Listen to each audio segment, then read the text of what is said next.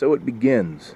Today's project: head gasket, valve cover gasket, oil pan gasket, front crank seal,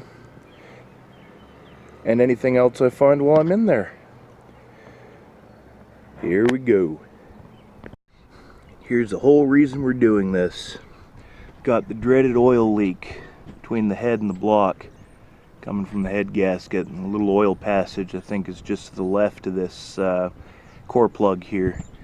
But I got oil splashing every which way, all over. I'm losing a quart of oil a day, driving about 25 miles a day for work.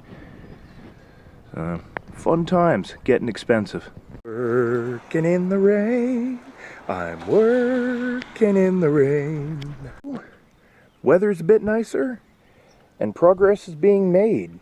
Intake manifold, exhaust manifold are off, valve covers off, things are getting ready to go. And I can't find my cam locking tool, and I have no scrap metal here. Left it all behind in California. Whee! This should get interesting. Well, I guess we'll find out if you can do this without the cam lock. I want to document something I found here. This timing chain.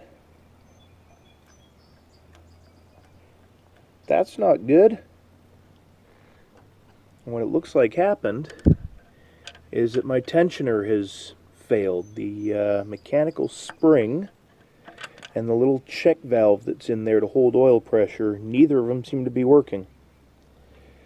Because as soon as, if I can get it here, as soon as I put tension on it, all's well. So once the engine starts, it's good, but it's that moment when it's getting oil pressure to it, that's not good.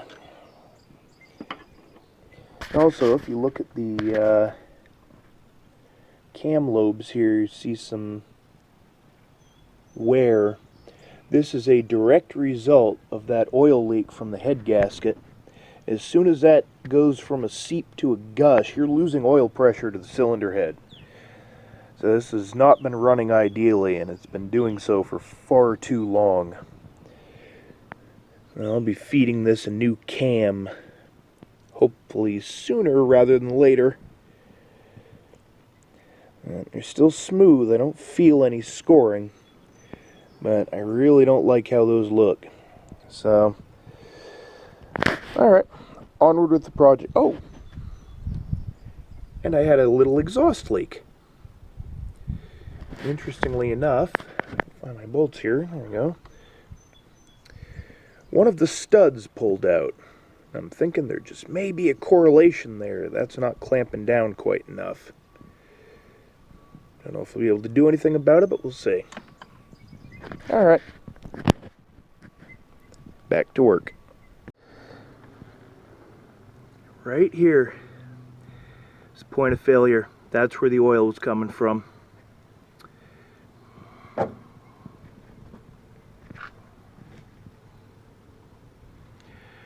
Somehow that seal got all chewed up in there. Don't know how, don't know why. Hopefully it doesn't happen again.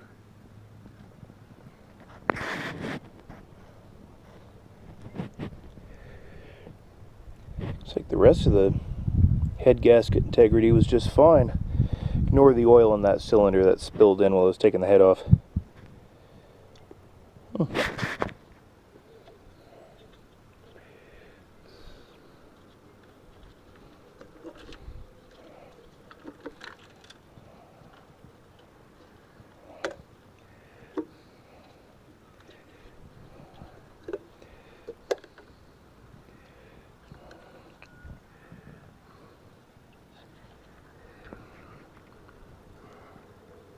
Yep. Come on, focus. No? Okay. Well, there we go. Yep, bad seal on the oil passage. Everything else about the head looks intact. Looks good. Alright, time to upgrade. Surfaces are all cleaned up. Things are getting ready to go back together, just letting the cleaner kind of air itself out. Go down and chase those head bolt holes as well. Almost there. Halfway. Something. Help. 3 ran out of light yesterday. I miss having a garage. To do today, get the intake back on, drain the oil, get the new oil pan gasket on, plop some new oil in it, start it up, make sure everything's okay. It's a good day when everything goes back together, starts and runs fine on the first go.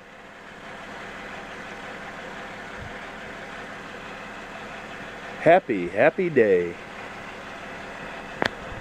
Weeks after having put the Mark IV head gasket in the Passat, just wanted to give it some time to kind of live with it, let it readapt, and figure out if it was actually going to make a difference or not. And the verdict is in. There is definitely a noticeable difference between the Mark III and the Mark IV head gasket.